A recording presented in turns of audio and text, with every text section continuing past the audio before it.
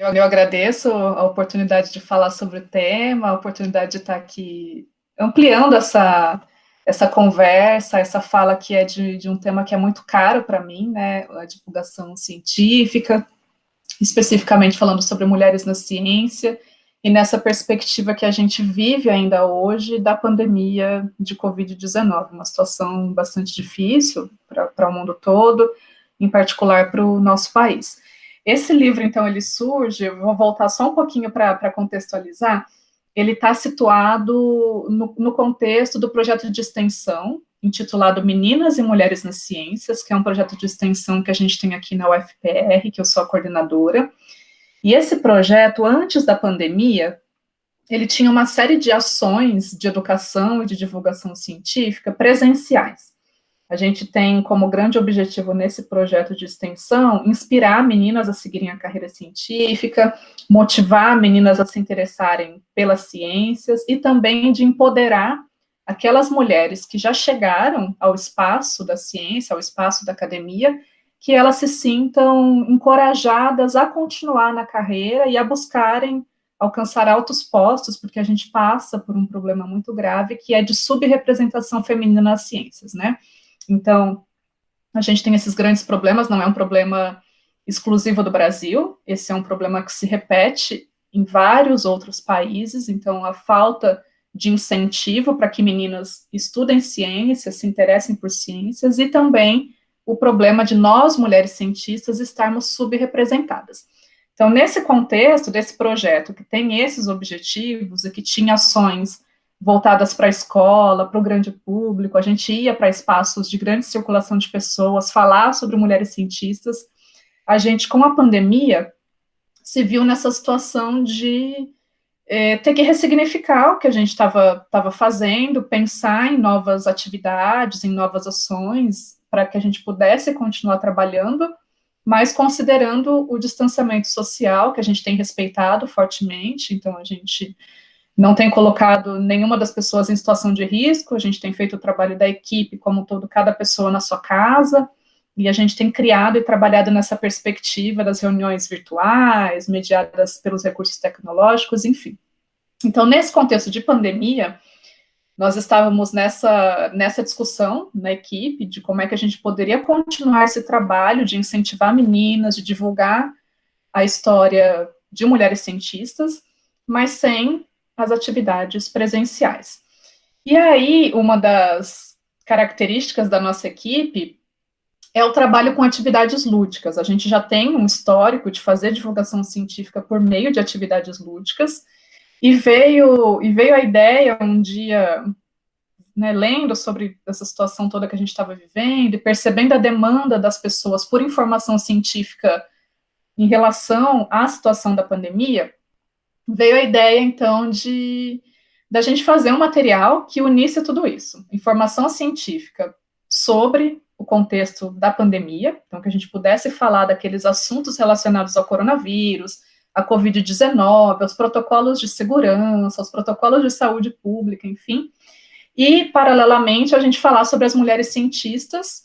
que estavam liderando pesquisas sobre essas temáticas. Não somente essas liderando agora nas questões contemporâneas, mas a gente decidiu também dar visibilidade ao trabalho de algumas mulheres que, historicamente, contribuíram com a produção de conhecimento científico relacionado ao coronavírus e que hoje nos auxiliam nessa compreensão, na busca por medicamentos, na busca por vacina, para que a gente possa compreender a estrutura do vírus, pensar os protocolos de saúde que são mais recomendados. Então, a gente foi fazendo esse trabalho de tentar unir essa demanda que estava colocada pela população de modo geral, que tinha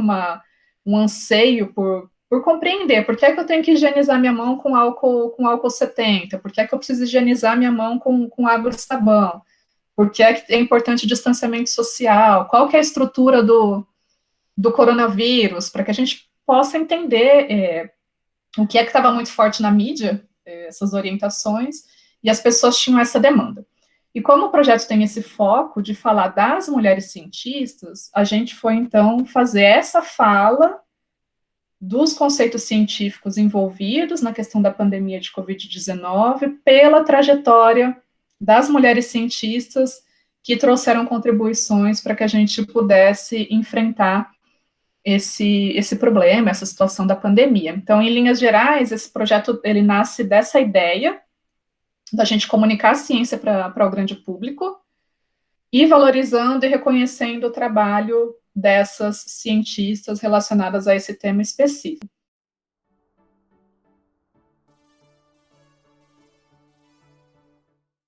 A questão do passatempo foi pensada porque a gente não queria delimitar um público-alvo, a gente estava vivendo, o livro ele foi lançado em maio de 2020, dia 22 de maio de 2020. Então, nós estávamos ali, em março, nós entramos no Brasil, na questão do distanciamento social, vivendo esse período de quarentena, e a gente, durante o mês de abril, estava vivendo aquela situação, a gente naquela incerteza, assim como todo mundo, né, será que a gente vai retomar as atividades, a gente tendo que viver quem tinha, né, essa condição de estar em casa, vivendo essa situação de estar em casa, de cumprindo a sua quarentena, cumprindo o distanciamento social, e a gente pensou que o passatempo, ele poderia atender também a esse público, o público que estava com essa demanda por essas informações, um público que, de repente, já não estava mais com as suas rotinas, do modo como estavam acostumados, né, e estava passando esse período em casa, e fazendo essas atividades muito no contexto do seu convívio familiar, com uma interação social reduzida, e as pessoas estavam buscando como é que elas iam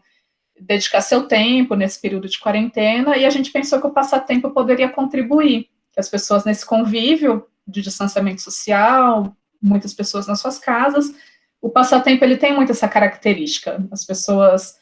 não têm uma limitação de idade, as pessoas podem estar ali no convívio da sua casa e ter um adulto fazer uma atividade junto com uma criança, e ter uma pessoa mais velha também se interessando por esse tipo de linguagem. Então, a gente escolheu o passatempo por isso, pensando nesse contexto da pandemia, das pessoas estarem em casa, e também o livro e esses passatempos foram pensados para que as pessoas acessassem também pela internet, porque a gente não queria fazer um material que exigisse que as pessoas tivessem que ir até algum lugar para poder ter contato com o material físico. Então, a gente acabou pensando no passatempo, em disponibilizar esse livro num formato eletrônico, que as pessoas podiam fazer, inclusive, ali pelo computador, pelo celular, ou quem tivesse condição também poderia imprimir as páginas nas suas casas e fazerem as atividades. Então, passatempos, eles foram pensados nessa perspectiva, com esse intuito de atingir um público grande e que as pessoas pudessem, de fato, passar o seu tempo se informando, conhecendo sobre as mulheres cientistas que a gente retrata no livro e também se informando sobre os conceitos científicos envolvidos na questão da pandemia da Covid-19.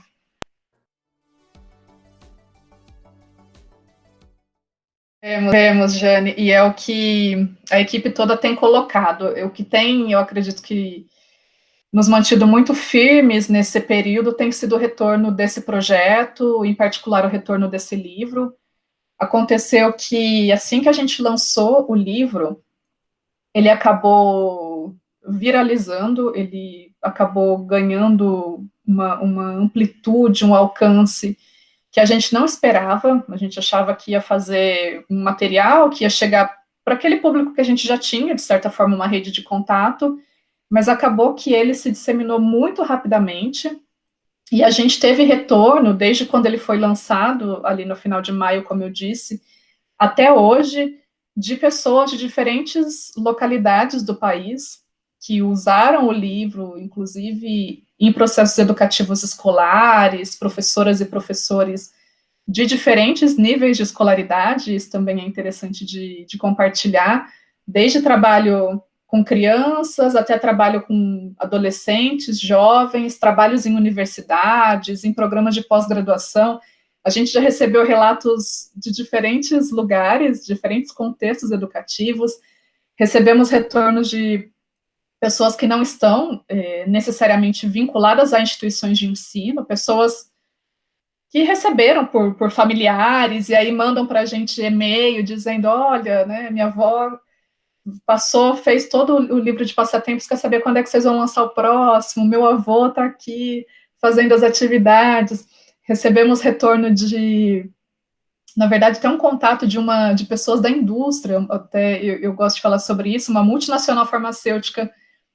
ficou sabendo do nosso material, inclusive é de Minas Gerais, e perguntou se poderia usar o material para fazer a formação das funcionárias e dos funcionários da fábrica dessa multinacional farmacêutica. Então, a gente teve retornos de diferentes pessoas, isso tem nos deixado muito felizes, porque, como eu disse, a gente esperava que fosse ficar ali na nossa rede de contatos, mas a gente tem recebido um feedback muito positivo, e foi o que nos levou a continuar o trabalho. Depois do livro do coronavírus, nós já lançamos outros livros de passatempos, a gente tem produzido passatempos semanalmente desde então, e isso acabou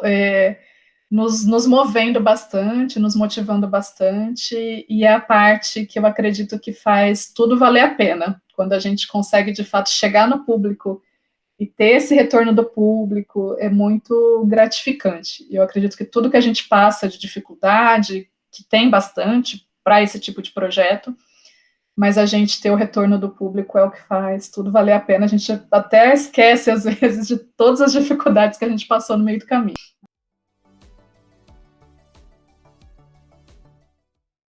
Falando então dessa trajetória que eu tenho no campo da divulgação científica, de alguém que participa dessa rede, que desenvolve essas ações já há algum tempo. Eu comecei trabalhando com divulgação científica logo no comecinho da minha graduação, como mediadora de um museu de ciências, de um centro de ciências, então eu me coloco nesse papel de divulgadora científica desde 2001, que é quando eu começo minha graduação e começo a fazer divulgação científica, e depois isso veio a se tornar a minha área de pesquisa, a minha área de especialidade na formação acadêmica. E como é que eu tenho notado esse papel da divulgação científica? Eu percebo que é essencial e fundamental, e eu falo de um lugar da divulgação científica que não é apenas aquela divulgação científica voltada para os pares, que a gente faz, que é importante fazer, da gente publicar artigos, a gente se comunicar nos congressos, é uma perspectiva também de divulgação científica, também fundamental para o desenvolvimento da ciência, mas eu falo muito fortemente, defendo e trabalho numa perspectiva da divulgação científica para a inclusão social. E o que é que eu quero dizer com isso e colocar com isso? Que com essa divulgação científica na perspectiva da inclusão, a gente trabalha para que a população, no nosso caso aqui a população brasileira, as pessoas, elas compreendam o papel que a ciência tem para o desenvolvimento da humanidade, para as questões sociais, para as questões tecnológicas, econômicas, enfim, ter de fato essa percepção do que é a ciência, de como é que se faz a ciência e qual que é a relevância da ciência para a minha vida, para a vida de uma sociedade. Então, eu falo desse lugar da divulgação científica que busca promover essa inclusão social, que as pessoas que não são pessoas do ambiente acadêmico, do ambiente científico, elas também têm esse direito de saber sobre o que a gente produz na ciência, como é que a ciência funciona e qual que é o impacto da ciência na vida delas, para que elas possam tomar as decisões, inclusive em relação à ciência, que muitas das decisões que a gente toma no nosso cotidiano, elas estão embasadas em conhecimentos científicos. E aí, nessa perspectiva, eu vejo que a gente precisa fazer ainda muito mais além do que a gente tem feito. A gente tem notado que, de uns tempos para cá, principalmente por conta da pandemia, as pessoas têm olhado com um pouco mais de atenção para a divulgação científica.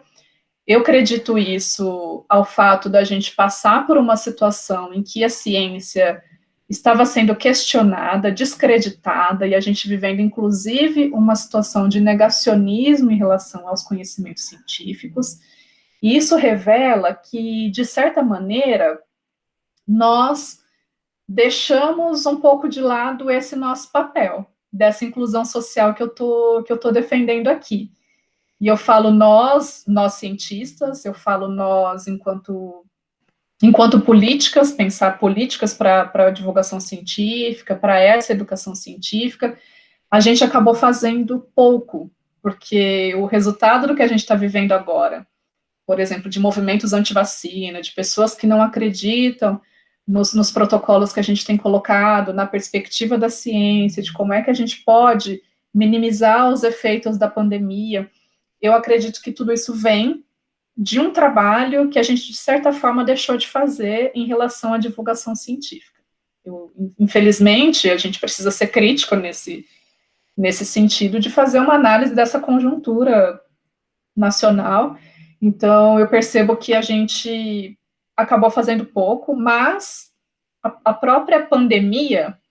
colocou a gente nesse movimento. Olha, por que é que as pessoas estão aqui fazendo um movimento anti-vacina? Por que é que as pessoas estão se automedicando com um medicamento que a gente não tem uma comprovação científica para ação em relação a essa doença que está posta? Por que é que as pessoas não têm seguido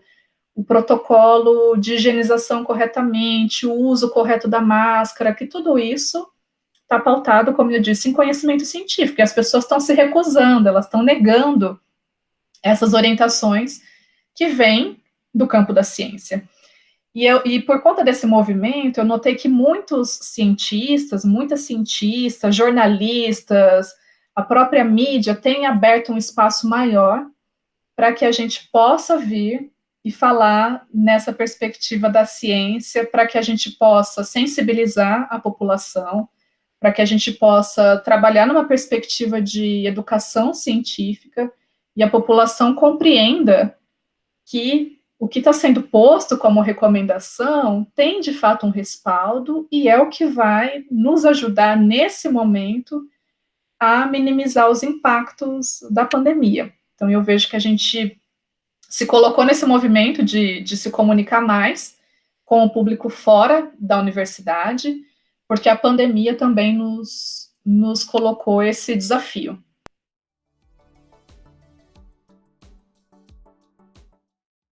A gente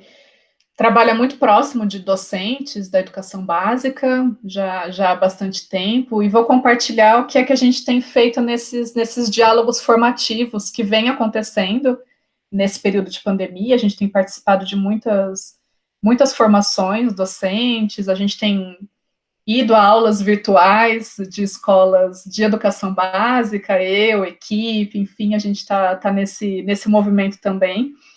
E a gente tem colocado como sugestão a abordagem dessas atividades lúdicas para trabalhar os conteúdos curriculares. Falando especificamente sobre as mulheres cientistas, o que a gente tem notado ao longo de muitos anos é que a gente tem poucas referências em relação às mulheres cientistas. Isso acontece tanto quando a gente vai falar com pessoas que estão ainda na educação básica, quando a gente vai falar também com pessoas que já estão no ensino superior, que já estão se formando na carreira científica, ainda assim há poucas referências históricas e referências contemporâneas sobre mulheres cientistas. Esse é um problema cultural, é um problema histórico, e que a gente nota que nos materiais didáticos, fazendo um recorte para justificar isso na escola, a gente nota que nos materiais didáticos essa ausência de mulheres é muito forte. Quando a gente pega um livro didático de química, de física, de biologia, a gente vai olhar sobre a história dos conceitos científicos, sobre a proposição de determinadas teorias, e quase nunca vem a figura feminina como protagonista do desenvolvimento daquele determinado conhecimento. E com isso, a gente nota que os processos educativos, eles vão deixando essas lacunas. E quando a gente não fala de algo, a gente cria uma impressão de que aquilo não existe, porque se eu não falo, se eu não tenho referência, a gente começa a imaginar que isso nunca existiu. Mas as mulheres sempre fizeram ciência, sempre colaboraram com o desenvolvimento científico, acontece que, por uma série de fatores culturais e fatores sociais, a gente não contou sobre a história dessas mulheres, elas ficaram invisibilizadas. E como que a gente pode fazer um trabalho na escola para superar esse problema, visto que os materiais didáticos ainda não conseguiram avançar nesse quesito? A gente tem estabelecido uma rede de cooperação e de divulgação de materiais didáticos para trabalhar esse tema nas escolas. A gente tem uma base de dados coordenada pelo projeto de extensão Meninas na Ciência, da Universidade Federal do Rio Grande do Sul, que é um projeto bastante pioneiro nessa temática, e que foi feito um mapeamento no Brasil de quais são projetos temáticos que trabalham sobre mulheres na ciência. E nesse mapeamento há o acesso ao site desses projetos, a como é que esse material está sendo divulgado. E a gente tem feito esse trabalho de orientar professoras e professores para buscarem esses materiais, porque às vezes a gente sabe da dificuldade que é para que a professora, o professor elabore o seu próprio material didático. Então, a gente já tem projetos temáticos, muitos projetos temáticos no Brasil acontecendo, e a gente tem orientado para que as professoras e professores adotem esses materiais para trabalhar nas suas aulas. E o que é que a gente considera importante, Jane, nesse movimento? Falar sobre as mulheres, contar sobre a trajetória das mulheres e a contribuição que elas tiveram para o desenvolvimento científico. Esse eu acredito que é o principal papel que a gente pode pensar em relação às mulheres cientistas no desenvolvimento curricular, no desenvolvimento dos conteúdos, das disciplinas que nós temos nas escolas, nas universidades, enfim. E ao contar essa história ela não precisa ser necessariamente só contada, assim como a gente conta a história sobre a vida de alguém. Essa história ela pode ser contada por meio de uma peça de teatro, com algumas esquetes, que a gente tem muitos trabalhos sendo feitos nessa perspectiva, de grupos teatrais que estão contando as histórias de mulheres cientistas. A gente pode fazer isso por meio de um jogo, a gente pode fazer isso por meio de um passatempo, como a gente colocou aqui, de uma outra atividade lúdica. A gente pode fazer com a solicitação de pesquisas por parte dos estudantes, das estudantes. Há inúmeras maneiras da gente trabalhar esse conteúdo em sala de aula, das mulheres nas ciências, e os demais também. E nessa perspectiva da pandemia, que a gente está adotando o ensino remoto, as atividades elas têm sido desenvolvidas para esse contexto. Esses grupos que eu mencionei, que foram mapeados, esses grupos brasileiros, têm feito essa adequação, assim como nós fizemos na UFPR, esses grupos também estão fazendo, que é de produzir material didático para o contexto do ensino remoto. Por exemplo, no nosso caso, a gente tem quebra-cabeças que podem ser jogados online, que você pode passar a atividade ali, colocar o link do quebra-cabeça e o jogo da memória, quebra-cabeça pode ser feito online. A mesma coisa com outro passatempo, um caça-palavras, uma palavra cruzada, uma história em quadrinhos. Isso tudo pode ser colocado como um material para o ensino remoto. Então, existe essa possibilidade. A gente também vê naquelas escolas que estão adotando perspectivas de estudantes irem buscar o material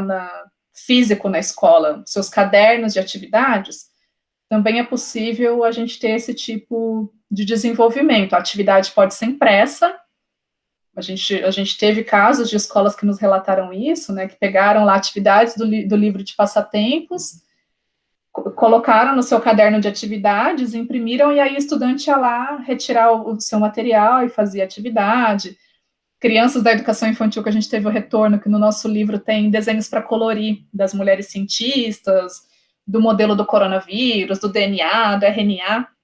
Então, a gente tinha, no caso das crianças ali de educação infantil, que as professoras mandavam depois para a gente as fotografias das atividades coloridas, ou então que faziam aqueles trabalhos com texturas, com recortes, e foram dando esse retorno, porque nós, como docentes, vamos adaptando as atividades de acordo com o nosso público e de acordo com a demanda educativa, pedagógica que a gente tem, né? Então, eu acho que é possível fazer abordagens dessas diferentes maneiras, usando diferentes estratégias e adotando diferentes recursos didáticos, mesmo aqui no contexto de ensino remoto.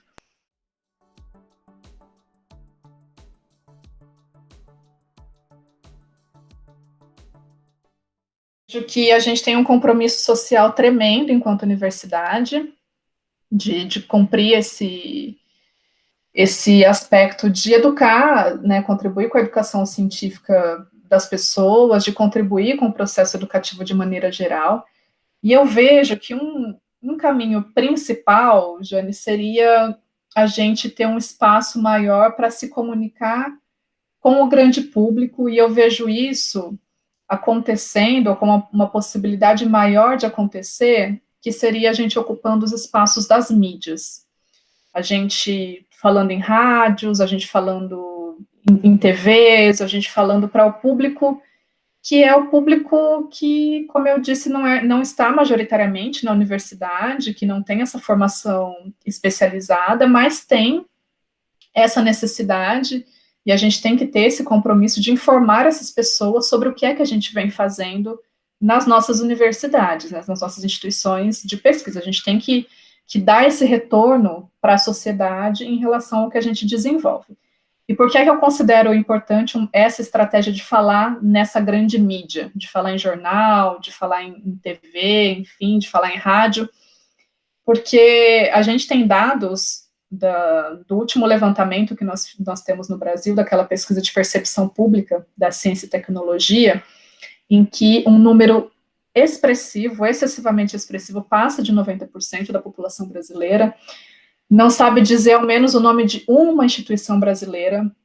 que desenvolve pesquisa, ao menos um nome. Mais de 90% da população não consegue mencionar. Nessa linha ainda desse número bem próximo, a população brasileira também não consegue dizer o nome de um cientista brasileiro. Isso que quer dizer, né? Quando a gente vai olhar para esses dados, a gente interpreta da seguinte maneira: a gente não está conseguindo estabelecer esse diálogo com a população brasileira. Então, a gente, enquanto universidade, e principalmente as universidades públicas, que são responsáveis pela maior parte da produção do conhecimento científico, quando a gente não se coloca nessa perspectiva junto ao grande público, cria-se de novo aquela impressão de que a gente não tem ciência no Brasil, que a gente não faz ciência no Brasil, ou que a ciência que a gente faz no Brasil não é uma ciência de qualidade, não é uma ciência de ponta como a ciência de outros países. Quando nós, que somos cientistas, não nos colocamos assim para o público, e eu entendo até essa questão da terminologia, a gente não tem o hábito de nos colocarmos como cientistas, a gente se apresenta sempre como pesquisadora, pesquisador, que é a terminologia que a gente adota formalmente nas instituições, mas isso colabora para que o público não compreenda que pesquisador e pesquisadora é o cientista, é a pessoa que faz ciência. E eu tenho militado fortemente no uso dessa terminologia no Brasil, da gente sempre se apresentar como cientistas, porque isso vai contribuir, em alguma medida, para que a população entenda que no Brasil a gente tem cientistas, que somos nós, que estamos fazendo pesquisa, majoritariamente nas universidades. E aí as universidades precisam se colocar nesse lugar, que é o lugar que faz ciência, que produz conhecimento científico. E de uns tempos para cá, na comunidade de divulgação científica, a gente tem procurado adotar essa estratégia e tem colocado fortemente essa terminologia. Então, a gente tem se apresentado como cientista e a gente tem apresentado as universidades como o espaço que produz ciência no Brasil. Então, eu vejo que uma estratégia seria essa, da gente falar nesses termos, a gente falar para o grande público, e as outras atividades que a gente considera que são fundamentais. Continuar trabalhando numa linguagem acessível, numa produção de material que possa chegar para todas as pessoas. A linguagem, eu marco muito isso, ela é fundamental. Se eu não conseguir me fazer entender, a pessoa que está conversando comigo, que eu quero atingir, que eu quero que seja a pessoa, né, esse interlocutor, se a pessoa não me entender, a gente não vai conseguir estabelecer uma comunicação, não vai conseguir estabelecer um diálogo sobre ciência. Então, eu preciso pensar muito na linguagem que eu adoto para me comunicar com o grande público. E aí a gente tem as linguagens diversificadas, a gente vai falar aí da linguagem visual, dessa linguagem imagética, das diferentes abordagens que a gente pode adotar para comunicar ciência, que pode ser,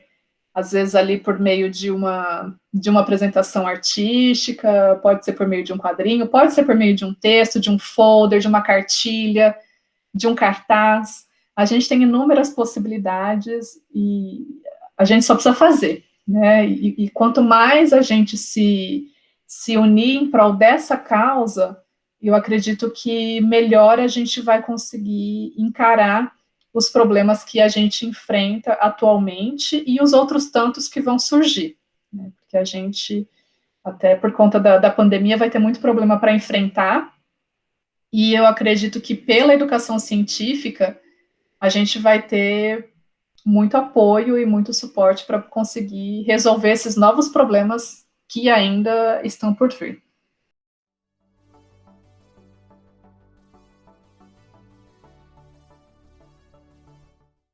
No Departamento de Química da UFPR, nós mulheres docentes representamos 34% do quadro. No setor de ciências exatas, que é onde está o departamento de química, que tem o departamento de física, de matemática, de informática, expressão gráfica e estatística, nós representamos 25% do corpo docente. Então, a gente passa por uma situação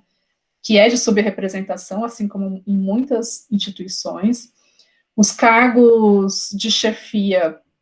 majoritariamente, são ocupados por homens, o que também se reflete em outras instituições e é comum em outras instituições.